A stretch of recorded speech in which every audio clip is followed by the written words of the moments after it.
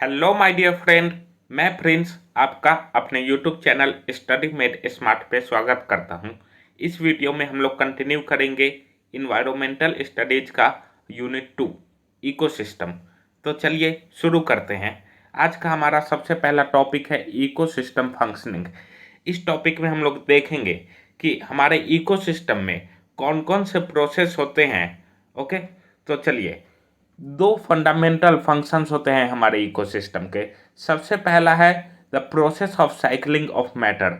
जो सबसे पहला फंक्शन हमारे इकोसिस्टम में होता है वो होता है कि जो भी इम्पोर्टेंट मटेरियल्स है like carbon, water, oxygen, nitrogen, sulphur, ये सारे मटेरियल्स हमारे इकोसिस्टम में मूव करते रहते हैं। सो ये एक प्रोसेस है जो कि हमारे इकोसिस्टम में कंटिन्यूअसली होते रहता है। सेकेंड प्रोसेस है the process of use of energy. जो सेकेंड हम लोग का प्रोसेस इकोसिस्टम में होता है वो है कि हम लोग सन से एनर्जी लेते हैं एंड डिफरेंट लिविंग ऑर्गेनिज्म उसका कंटिन्यूअसली यूज करते हैं। इसको हम लोग transfer and movement of energy भी बोल सकते हैं। ओके, नाउ आप लोग एक नोट देखिए। हमने फर्स्ट फंक्शन में देखा cycling of material, while second function में हमने देखा यूज ऑफ एनर्जी। सो इन दोनों में डिफरेंस क्या होता है? फर्स्ट में जो मैटर है, जो मटेरियल है, वही सेम मटेरियल इकोसिस्टम में मूव करते रहता है, जबकि सेकेंड प्रोसेस में हमेशा न्यू एनर्जी सन से आता है एंड उस एनर्जी को लिविंग ऑर्गेनिज्म कंज्यूम करते हैं। नोट में आपको दिया हुआ है energy does not cycle in an ecosystem as the flow of solar energy is unidirectional. आपको बतलाया गया है कि एनर्जी इकोसिस्टम में साइकिल नहीं करते हैं, बल्कि सन से एनर्जी आते हैं, उसको प्लांट्स यूज करते हैं, देन एनिमल्स यूज करते हैं, देन माइक्रो ऑर्गेनिज्म यूज करते हैं एंड देन वो एनर्जी वापस से एटमॉस्फेयर में चला जाता है। वो एनर्जी वापस से सन के पास नहीं जाता है जहां से वो स्टार्ट हुआ था। ओके, जबकि जब भी हम लोग साइकिलिंग ऑफ मटेरियल की बात करते हैं तो उसमें जहां से मटेरियल आता है फिर से वहीं पे घूम के मूवमेंट करके मटेरियल स्टार्टिंग पॉइंट पे आ जाता है, जबकि एनर्जी के केस में ऐसा नहीं होता है। एनर्जी के केस में एनर्जी सन से आता है लेकिन वो मूवमेंट करने के बाद सन के पास नहीं जाता है। As a result the ecosystem needs a continuous inflow of energy in order to maintain their function and structure. इसलिए इकोसिस्टम में कंटिन्यूअस इनफ्लो होते रहना चाहिए एनर्जी का। हमेशा एनर्जी इकोसिस्टम में आते रहना चाहिए। और ये एनर्जी कहाँ से आता है? ये एनर्जी सन से आता है, जिसको हम लोग सोलर एनर्जी बोलते हैं। इसी कारण से हम लोगों के इकोसिस्टम को एक ओपन इकोसिस्टम बोला गया है। ओपन इकोसिस्टम क्यों? क्योंकि इसमें हमेशा इनफ्लो ऑफ एनर्जी होते रहता है। ओके, नाउ नेक्स्ट हमारा टॉपिक है as a result, there is a continuous inflow of energy from sun to other organism and then to outer space। इसमें आपको बतलाया गया है कि एनर्जी सन से आता है, उसके बाद डिफरेंट ऑर्गेनिजम्स के पास वो एनर्जी जाता है एंड फिर वो एनर्जी आउटर स्पेस में चला जाता है। ओके, फॉर एग्जाम्पल देखिए, ये सन है, यहाँ से एनर्जी आया, फिर प्लांट्स ने इस एनर्जी को कंज्यूम किया। प्लांट्स के पास जो एनर्जी था वो एनर्जी एनिमल्स ने कंज्यूम किया एंड जब एनिमल्स मर जाते हैं तो ये एनर्जी एटमॉस्फेयर में चला जाता है एंड कुछ एनर्जी डीकम्पोजर्स यूज करते हैं एंड जब ये डेड होते हैं तो ये एनर्जी अगेन एटमॉस्फेयर में चला जाता है। हेंस एनर्जी साइकिल नहीं करता है, जहाँ से स्टार्ट हुआ था वहाँ पे नहीं जाता है, बल्कि ये एक यूनिडायरेक्शनल फ्लो होता है एनर्जी का। Okay, the trapping and flow of energy also involves circulation of nutrients like carbon, hydrogen, water and carbohydrate. This is called cycling of nutrients. जब भी हम लोग एनर्जी का साइकिल पढ़ते हैं तो उसके साथ साथ कुछ important materials like carbon, hydrogen, water and carbohydrates, इसका भी साइकिलिंग होते रहता है। इसी को हम लोग क्या बोलते हैं? Cycling of nutrients. Next topic हमारा यही है, साइकिलिंग ऑफ न्यूट्रिएंट्स। तो चलिए हम लोग अपना नेक्स्ट टॉपिक देखते हैं। उससे पहले हम लोग देख लेते हैं कि हमारे इकोसिस्टम में एनर्जी कैसे फ्लो करता है, वाइल न्यूट्रिएंट्स कैसे फ्लो करते हैं। सबसे पहले हम लोग एनर्जी फ्लो देखते हैं। देखिए, सबसे पहले सन से एनर्जी प्लांट्स को मिला, उसके बाद प्लांट्स से वो एनर्जी एनिमल्स को मिला, एनिमल्स से वो एनर्जी डिकम्पोजर्स में ट्रांसफर हुआ एंड वो एनर्जी फिर एटमॉस्फेयर में ट्रांसफर हो गया। ये एनर्जी सन के पास वापस नहीं गया। जबकि जब भी हम लोग न्यूट्रिएंट्स की बात करेंगे तो न्यूट्रिएंट्स प्लांट्स से एनिमल्स में जाएगा, एनिमल्स से डिकम्पोजर्स में, डिकम्पोजर्स से वो न्यूट्रिएंट सॉइल में मिक्स होकर फिर से सॉइल में चला जाएगा एंड देन सॉइल से वो न्यूट्रिएंट अगेन प्लांट्स अपने अंदर एब्जॉर्ब कर लेंगे एंड उससे फूड जनरेट करेंगे। Okay, so cycling of nutrients एक साइकिल में होता है, वाइल एनर्जी एक यूनिडायरेक्शनल प्रोसेस है। इसी कारण से एटमॉस्फेयर में एनर्जी का कंटिन्यूअस इनफ्लो होते रहना चाहिए। नाउ नेक्स्ट हम लोग का टॉपिक है न्यूट्रिएंट साइकिल। न्यूट्रिएंट साइकिल क्या होता है? जितने भी मटेरियल्स हमारे एटमॉस्फेयर में मूव करते रहते हैं वो एक साइकिल में मूव करते हैं। मींस जहां से वो स्टार्ट हुए थे अगेन मूवमेंट के बाद वो उसी स्टार्टिंग पॉइंट पे चले जाते हैं, तो उसको न्यूट्रिएंट साइकिल कहा जाता है। हमारा एक इम्पॉर्टेंट टॉपिक है, सबसे पहले देखना है हम लोग को टाइप्स ऑफ न्यूट्रिएंट। न्यूट्रिएंट कितने टाइप के होते हैं? तो न्यूट्रिएंट बेसिकली दो टाइप के होते हैं, मैक्रोन्यूट्रिएंट्स एंड माइक्रोन्यूट्रिएंट्स। मैक्रोन्यूट्रिएंट्स क्या होते हैं? Nutrients that are needed by living organism in large amount are called macronutrient। वैसे न्यूट्रिएंट जो लिविंग ऑर्गेनिज्म को बहुत ज़्यादा अमाउंट में चाहिए, जो हम लोगों को बहुत ज़्यादा नीड है, वैसे न्यूट्रिएंट्स को मैक्रोन्यूट्रिएंट्स कहा जाता है। उसके एग्जांपल्स क्या हो सकते हैं? लाइक फैट, प्रोटीन, कैल्शियम, ये सारे ऐसे न्यूट्रिएंट्स हैं जो कि हम लोगों को बहुत ज़्यादा अमाउंट में रिक्वायरमेंट होता है। सेकेंड है micronutrients, nutrients which are needed by living organism in less amount are called micronutrients. ऐसे न्यूट्रिएंट्स जो कि हम लोगों को कम ज़रूरत पड़ते हैं, वैसे न्यूट्रिएंट्स को माइक्रोन्यूट्रिएंट्स कहा जाता है। For example zinc, iron, vitamin C, ये सारे कुछ ऐसे न्यूट्रिएंट्स हैं जो कि हम लोगों को बहुत कम रिक्वायरमेंट होता है। नाउ हम लोग का नेक्स्ट टॉपिक है बायोकेमिकल साइकिलिंग। द एलिमेंट्स और mineral nutrients are always in circulation, moving from non-living to living and then back to non-living components of ecosystem.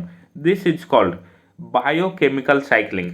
देखिए, हमारे इकोसिस्टम में मिनरल्स नॉन लिविंग थिंग्स से living things में transfer होते हैं and then वो minerals living things से non living things में ट्रांसफर होते हैं।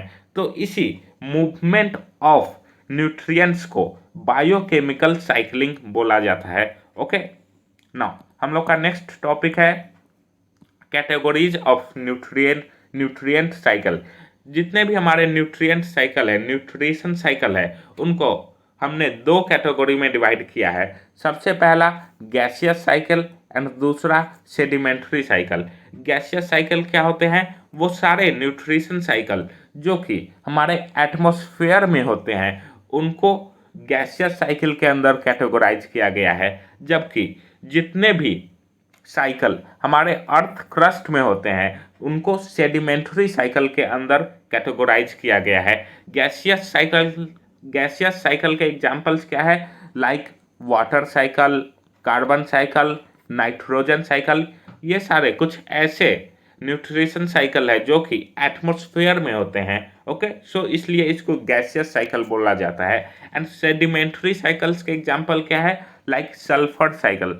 सल्फर हमारे अर्थ क्रस्ट में मूव करते हैं, इसलिए इसको सेडिमेंट्री साइकिल बोला गया है। ना हमारा नेक्स्ट टॉपिक है वाटर साइकिल। ओके, चलिए इसको स्टार्ट करते हैं। Water moves in earth hydrological cycle bye connecting through oceans, land and atmosphere. Water cycle में हम लोग बेसिकली क्या पढ़ते हैं? वाटर हमारे एटमॉस्फेयर में कैसे मूव करता है। तो वाटर एटमॉस्फेयर में बेसिकली तीन चीज़ों के माध्यम से, 3 चीज़ों के थ्रू मूव करता है। सबसे पहला oceans, next land and last atmosphere. The water from oceans move to atmosphere by the process of evaporation. From the atmosphere, the water moves to ocean and land by the process of precipitation. What water vapor fall on earth in the form of rain or snow. From land, the water or snow are transported from rivers and surface groundwater into oceans. Again, process of evaporation and precipitation occurs. देखिए water cycle में water कैसे move करता है। सबसे पहले जो भी water ocean में प्रेजेंट होते हैं वो एटमॉस्फेयर में चले जाते हैं। वाटर ओशियन से एटमॉस्फेयर में चले जाते हैं। जिस प्रोसेस से वाटर ओशियन से एटमॉस्फेयर में जाते हैं उस प्रोसेस को हम लोग इवेपोरेशन बोलते हैं। इवेपोरेशन बेसिकली क्या है, एक ऐसा प्रोसेस जिसमें कि वाटर लिक्विड फॉर्म से गैसियस फॉर्म में कन्वर्ट होता है, उस प्रोसेस को इवेपोरेशन बोलते हैं। ओके, सो सबसे पहले क्या होता है, वाटर ओशियन से एटमॉस्फेयर में चला जाता है। उसके बाद एटमॉस्फेयर में जो वाटर प्रेजेंट होता है वो वाटर फिर से ओशियन एंड लैंड में आ जाता है। किस प्रोसेस से, प्रिसिपिटेशन के प्रोसेस से। प्रिसिपिटेशन का प्रोसेस क्या है, एक ऐसा प्रोसेस जिसमें कि फ्रोजन या फिर लिक्विड वाटर वेपर के फॉर्म में अर्थ पे आता है, उस प्रोसेस को हम लोग प्रिसिपिटेशन बोलते हैं। तो सबसे पहले हमने क्या देखा, ओशियन से वाटर एटमॉस्फेयर में गया, देन एटमॉस्फेयर से वाटर अगेन अर्थ पे आ गया। ओके, अब अर्थ पे वो रिवर्स के थ्रू या फिर ग्राउंड वाटर के थ्रू वो अगेन ओशियंस में चले जाते हैं एंड अगेन ओशियन से वाटर इवेपोरेट होकर के एटमॉस्फेयर में चले जाते हैं। ये प्रोसेस कंटिन्यूअसली चलते रहता है एंड इसी साइकिल को हम लोग वाटर साइकिल बोलते हैं। ओके, हम लोग के पास एक नोट है, water also gets transported from leaves of plant to atmosphere, this process is called transpiration. देखिए वाटर प्लांट्स में भी अवेलेबल होते हैं एंड प्लांट्स के लीव्स के थ्रू वाटर इवेपोरेट होकर के एटमॉस्फेयर में चले जाते हैं। इस प्रोसेस को हम लोग ट्रांसपीरेशन बोलते हैं। मीन्स जब भी लीव्स से वाटर एटमॉस्फेयर में जाते हैं उसे हम लोग ट्रांसपीरेशन बोलते हैं। ओके, हम लोग के पास नेक्स्ट टॉपिक है cycling of all other materials is also dependent on water as it provides a means for their transportation. Cycling of water हम लोग के लिए बहुत इंपॉर्टेंट है। क्यों? क्योंकि वाटर साइकिल के कारण ही जितने भी अदर एलिमेंट्स के ट्रांसपोर्टेशन होते हैं वो भी वाटर साइकिल के थ्रू होते हैं। इसलिए वाटर साइकिल हमारे इन्वायरमेंट में बहुत ही ज़्यादा इंपॉर्टेंट है। Water covers around 75% of earth surface of which ocean alone contains 97% of all water. Much of remainder is frozen in polar ice and glaciers and less than 1% is present in form of fresh water in rivers and lakes। इसमें हम लोग को बतलाया गया है कि हमारे पूरे अर्थ क्रस्ट जो है उसका 75% एरिया, हमारे पूरे अर्थ क्रस्ट का 75% एरिया वाटर से भरा हुआ है एंड इसमें का भी 97% वाटर ओशियंस में प्रेजेंट है एंड बाकी जो बचे 3% है इसमें से 2% वाटर तो आइस के फॉर्म में ग्लेशियर्स में मौजूद है एंड बाकी जो बचे 1% वाटर है वही फ्रेश वाटर जो कि रिवर्स और लेक्स में अवेलेबल है। यही आप लोगों को वाटर का कंपोजिशन इस नोट में बतलाया गया है। नाउ नेक्स्ट हम लोगों को वाटर साइकिल देखना है, वाटर कैसे मूव करता है। सो सबसे पहले वाटर ओशियंस के थ्रू एटमॉस्फेयर में जाता है एंड इस प्रोसेस को हम लोग क्या बोलते हैं, इवेपोरेशन। नेक्स्ट प्रिसिपिटेशन के थ्रू वाटर अगेन हमारे अर्थ क्रस्ट पे आ जाता है। इस प्रोसेस को हम लोग क्या बोलते हैं, प्रिसिपिटेशन। ये स्मॉल ड्रॉप्स ऑफ वाटर जब अर्थ क्रस्ट पे आते हैं इसको हम लोग प्रिसिपिटेशन बोलते हैं। अगेन ये प्रिसिपिटेटेड वाटर मीन्स जो अर्थ पे वाटर है ये मूव करके ओशियंस में चले जाते हैं एंड अगेन इवेपोरेशन का प्रोसेस होता है। नाउ कभी कभी ऐसा भी होता है, मीन्स कभी कभी क्या हमेशा ऐसा ही होता है कि लीव्स में भी वाटर प्रेजेंट होते हैं। प्लांट्स में जो वाटर प्रेजेंट होते हैं वो लीव्स के थ्रू एटमॉस्फेयर में चले जाते हैं। इस प्रोसेस को हम लोग ट्रांसपिरेशन बोलते हैं। ओके, आई होप आपको वाटर साइकिल क्लियर होगा। नाउ हम लोग का नेक्स्ट जो टॉपिक है वो है कार्बन साइकिल। कार्बन साइकिल क्या होता है, हमारे एटमॉस्फेयर में कार्बन भी मूव करते रहता है, इसी को हम लोग कार्बन साइकिल बोलते हैं। देखिए क्या है, atmospheric carbon is absorbed by plant in the process of photosynthesis to make food, and this food gets transferred from plants to animal feeding on them and so further moves up the food chain. Respiration, digestion and metabolism of plants and animals results in transfer of carbon back into the environment। देखिए carbon cycle का process कैसे होता है। सबसे पहले plants atmosphere में present carbon को absorb करते हैं एंड उससे फूड प्रिपेयर करते हैं। वो food again plants and other animals में ट्रांसफर हो जाता है एंड वो फूड में जो कार्बन होता है वो भी अदर एनिमल्स में ट्रांसफर हो जाता है एंड अदर एनिमल्स फिर दूसरे एनिमल्स को ईट करते हैं एंड वो कार्बन फिर ईटिंग एनिमल के पास चला जाता है।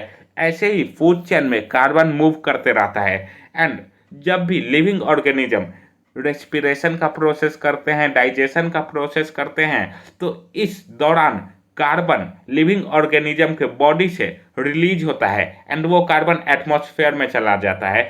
अगेन प्लांट्स उस कार्बन को एटमॉस्फेयर से एब्जॉर्ब कर लेते हैं। ये साइकिल हमेशा चलते रहता है। ओके, सो इसी को हम लोग कार्बन साइकिल बोलते हैं। अब some carbon also moves to lithosphere when these living organisms die or when they excrete or when wood and leaves decay। अब ऐसा नहीं है कि ह्यूमन बॉडी में जितना कार्बन है उतना कार्बन रेस्पिरेशन के प्रोसेस के दौरान रिलीज हो जाता है। कुछ कार्बन ह्यूमन बॉडी में अवेलेबल होता है।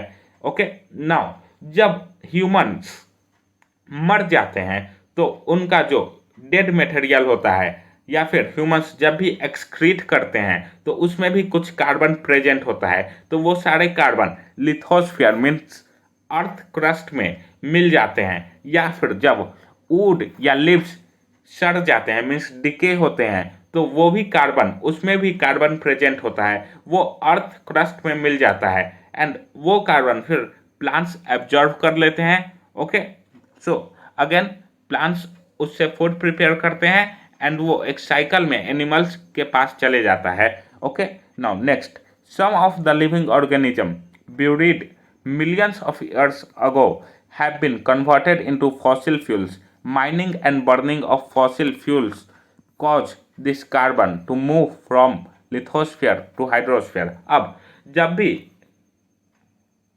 भी ह्यूमंस या कोई भी एनिमल्स या प्लांट्स मरते हैं तो कई बार ऐसा होता है कि डिकम्पोजिशन के प्रोसेस के कारण कार्बन उनके बॉडी से रिलीज नहीं हो पाता है एंड वो ऑर्गेनिज्म अर्थ के अंदर में ब्यूरी हो जाते हैं एंड उनसे फॉसिल फ्यूल का जनरेशन हो जाता है। तो देन जब उन फॉसिल फ्यूल का माइनिंग किया जाता है एंड उसको बर्न किया जाता है मीन्स जलाया जाता है तो फॉसिल फ्यूल्स में जो कार्बन प्रेजेंट होता है जलाने के समय वो कार्बन एटमॉस्फेयर में रिलीज हो जाता है। इस प्रोसेस में भी कुछ कार्बन एटमॉस्फेयर में रिलीज हो जाते हैं। सो हमने अभी तक बेसिकली 3 प्रोसेस देखे जिसमें कि कार्बन एटमॉस्फेयर में रिलीज होता है।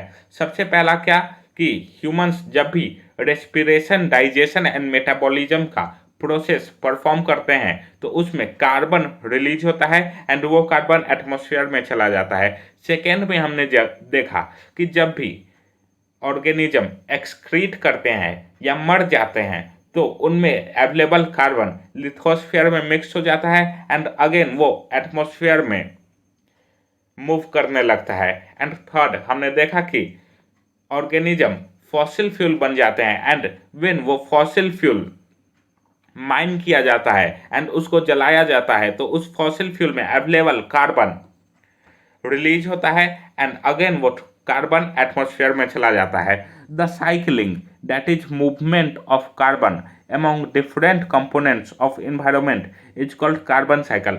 इसी साइक्लिंग ऑफ कार्बन को हम लोग क्या बोलते हैं, कार्बन साइकिल। नाउ नेक्स्ट हमारा टॉपिक क्या है, नेक्स्ट हमारे पास एक नोट है, the carbon in carbon cycle में बी आइदर ऑर्गेनिक और इनऑर्गेनिक। हमारे कार्बन साइकिल में जो कार्बन प्रेजेंट होता है वो ऑर्गेनिक फॉर्म में भी हो सकता है एंड इनऑर्गेनिक फॉर्म में भी हो सकता है।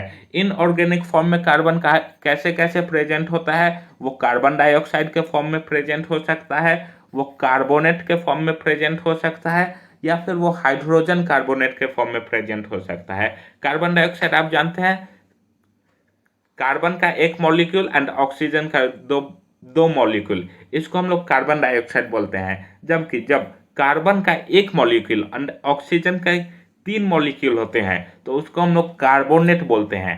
एंड जब हाइड्रोजन के और कार्बोनेट के मॉलिक्यूल मिक्स होते हैं तो उसको हम लोग हाइड्रोजन कार्बोनेट बोलते हैं। ओके, सो इनऑर्गेनिक फॉर्म में कार्बन बेसिकली इन 3 कंपोनेंट्स में, इन 3 कंपाउंड्स में प्रेजेंट होते हैं। जबकि ऑर्गेनिक फॉर्म में कार्बन हम लोग को कैसे कैसे मिलते हैं, लिविंग और डेड ऑर्गेनिज्म में जो कार्बन होते हैं वो कार्बन कार्बन साइकिल में मूव करते रहते हैं, या फिर फॉसिल फ्यूल्स में जो कार्बन होते हैं वो कार्बन कार्बन साइकिल में मूव करते रहते हैं, या फिर कुछ रॉक्स में भी कार्बन प्रेजेंट होते हैं, या फिर वाटर में भी कुछ कार्बन डिजॉल्व हो चुके होते हैं, या फिर कुछ कार्बन नेचर में भी अवेलेबल होते हैं। वो सारे कार्बन ऑर्गेनिक कंपाउंड में होते हैं। Okay, now next, the carbon cycle is based on carbon dioxide, that is carbon dioxide is a major component of carbon cycle.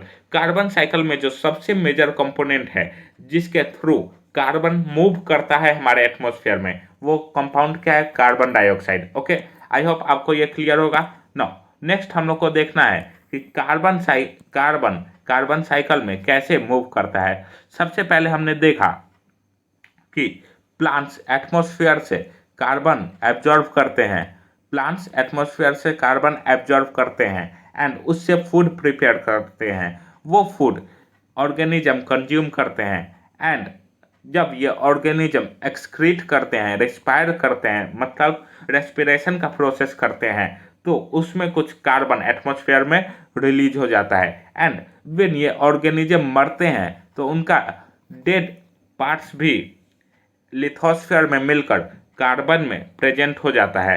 And sometimes ये ऑर्गेनिज्म मर के फॉसिल फ्यूल्स बन जाते हैं एंड जब ये फॉसिल फ्यूल्स का माइनिंग किया जाता है तब एंड इसको जलाया जाता है तब कार्बन रिलीज होता है एंड वो कार्बन एटमॉस्फेयर में मिल जाता है। देखिए, ये फॉसिल फ्यूल इंडस्ट्री में ले जाया गया एंड इसको जलाया गया एंड इससे कार्बन एटमॉस्फेयर में रिलीज हुआ। कुछ कार्बन वाटर में भी प्रेजेंट होते हैं एंड ये भी एटमॉस्फेयर में मिक्स हो जाते हैं। ओके, सो ये पूरा प्रोसेस से कार्बन साइकिल में मूव करता है। ओके, एटमॉस्फेयर से प्लांट्स में आया, प्लांट से लिविंग ऑर्गेनिज्म में, लिविंग ऑर्गेनिज्म से fossil fuel, respiration and other processes के थ्रू ये अगेन एटमॉस्फेयर में मिक्स हो गया। यही था हम लोग का कार्बन साइकिल। नाउ नेक्स्ट हम लोग का टॉपिक है global carbon cycle. Global carbon cycle क्या होता है, some carbon enters into a long term process called global carbon cycle. कई बार ऐसा होता है कि कार्बन का जो मॉलिक्यूल्स होता है वो हमारे एटमॉस्फेयर में उसको पूरा साइकिल कंप्लीट करने में बहुत ज़्यादा टाइम लग जाता है। वैसे प्रोसेस को हम लोग ग्लोबल कार्बन साइकिल बोलते हैं। In this process carbon accumulated in the form of organic matter in petty layers of bogs or and moorland or as insoluble carbonate like calcium carbonate. This carbonate eventually turns into sedimentary rocks such as limestone and dolomite. In deep oceans, such carbon can be buried for millions of years till geological movement lift these rocks above the sea level. These rocks may be exposed to erosion, releasing carbon dioxide, carbonate and bicarbonate into streams and rivers. कई बार ऐसा होता है कि हम लोगों का organic matter, living organism के अंदर जो ऑर्गेनिक मैटर होते हैं वो फॉसिल फ्यूल्स में कन्वर्ट हो जाते हैं एंड वो हम लोग के अर्थ क्रस्ट के अंदर चले जाते हैं। ओके एंड उससे क्या होता है, उससे सेडिमेंटरी रॉक्स का फॉर्मेशन हो जाता है। ओके सेडिमेंटरी रॉक्स कौन से रॉक्स होते हैं? Rocks that are found by accumulated carbon. Okay so ऐसे रॉक्स का फॉर्मेशन हो जाता है एंड ये बहुत समय तक हम लोग के अर्थ क्रस्ट में रहते हैं। बेसिकली ये जो सेडिमेंटरी रॉक्स होते हैं ये ओशियंस के नीचे रहते हैं एंड जब ये रॉक्स बहुत समय तक ओशियंस के नीचे रहते हैं एंड जब तक कोई जियोलॉजिकल मूवमेंट नहीं होता है इन रॉक्स में तब तक ये ओशियंस के नीचे दबे हुए रहते हैं एंड जब भी कोई जियोलॉजिकल मूवमेंट होता है इन रॉक्स के साथ तो ये सी लेवल के ऊपर आते हैं एंड इनका इरोजन होता है एंड इरोजन के दौरान जो कार्बन पार्टिकल्स इसमें मौजूद होते हैं वो carbon dioxide, carbonate and bicarbonate के फॉर्म में रिवर्स एंड स्ट्रीम्स में मिक्स हो जाते हैं। सो बेसिकली ये प्रोसेस होने में बहुत समय लगता है, इसलिए इसको ग्लोबल कार्बन साइकिल बोलते हैं। ओके सो इस प्रोसेस में हमने बेसिकली क्या देखा कि कार्बन रॉक्स में कन्वर्ट हो जाते हैं एंड वो रॉक्स बहुत समय तक ओशियंस के नीचे दबे हुए रहते हैं एंड जब तक कोई जियोलॉजिकल मूवमेंट इन रॉक्स के साथ नहीं होता है तब तक ये ओशियंस में दबे हुए रहते हैं। ओके एंड जब भी ये ओशियन से बाहर आते हैं तब ये carbon dioxide, carbonate and bicarbonate के फॉर्म में रिलीज हो जाते हैं एंड रिलीज होने का प्रोसेस क्या होता है, कॉज क्या होता है? Erosion of these sedimentary rocks. Okay I hope आपको ग्लोबल कार्बन साइकिल क्लियर होगा। अब हम लोग को इसमें कुछ इंपॉर्टेंट टर्म्स है उनके बारे में हम लोग को डिस्कशन करना है। सबसे पहला इंपॉर्टेंट टर्म है ऑर्गेनिक मैटर। ऑर्गेनिक मैटर से हम लोग का क्या तात्पर्य है? ऑर्गेनिक मैटर कहने का मतलब कार्बन कंपाउंड। सेकंड जो हम लोग का टर्म है वह है पीटी लेयर्स। पीटी लेयर्स क्या होता है? वैसे सॉइल जिसमें कि carbon compounds that is decomposed organic material mixed होते हैं, वैसे सॉइल को हम लोग पीटी सॉइल कहते हैं एंड उस लेयर को जहाँ पे वो सॉइल प्रेजेंट होता है उसको हम लोग पीटी लेयर बोलते हैं। नेक्स्ट हम लोग का टर्म है बॉक्स। बॉक्स क्या होता है? एक ऐसा एरिया जो कि सॉफ्ट एंड वेट हो, एक ऐसा ग्राउंड जो कि सॉफ्ट एंड वेट हो उसको हम लोग बॉक्स बोलते हैं। एंड नेक्स्ट है हम लोग का मूरलैंड। मूरलैंड हम लोग किसको बोलते हैं? एक ऐसा एरिया जिसमें कि ग्रास प्रेजेंट हो। ओके सो ये जो हम लोग का रॉक्स है ये बेसिकली मूरलैंड एंड बॉक्स में के एरिया में प्रेजेंट होता है। ओके नाउ हम लोग का नेक्स्ट टॉपिक क्या है? हम लोग का नेक्स्ट टॉपिक है फॉसिल फ्यूल भी ग्लोबल कार्बन साइकिल के प्रोसेस से गुजरते हैं। कैसे fossil fuel global carbon cycle के प्रोसेस से गुजरते हैं? देखिए fossil fuel like carbon, petroleum and natural gas are also part of carbon cycle which may release their carbon compound after several years. These fossil fuel are organic compounds that are buried before they could be decomposed and subsequently transformed into hydrocarbon fuel. देखिए fossil fuel ऐसे fuels को कहा जाता है जो कि decompose नहीं हो पाते हैं एंड वो बहुत समय तक अर्थ में गड़े हुए रहते हैं।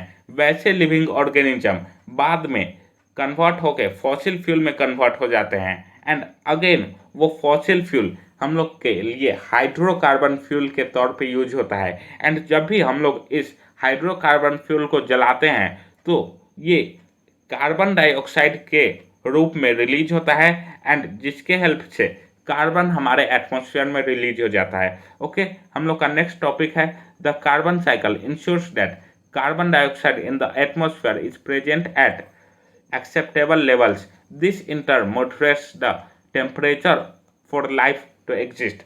कार्बन साइकिल का इम्पोर्टेंस हमारे लिए क्या है कि कार्बन साइकिल एटमॉस्फेयर में कार्बन डाइऑक्साइड का लेवल मेंटेन करके रखता है।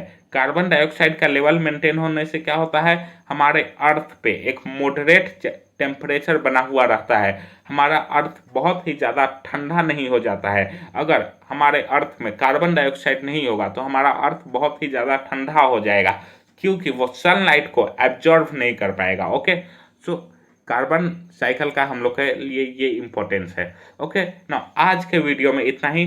हम लोग नेक्स्ट टॉपिक के बारे में अगले वीडियो में डिस्कशन करेंगे। आई होप आपको ये वीडियो पसंद आया होगा।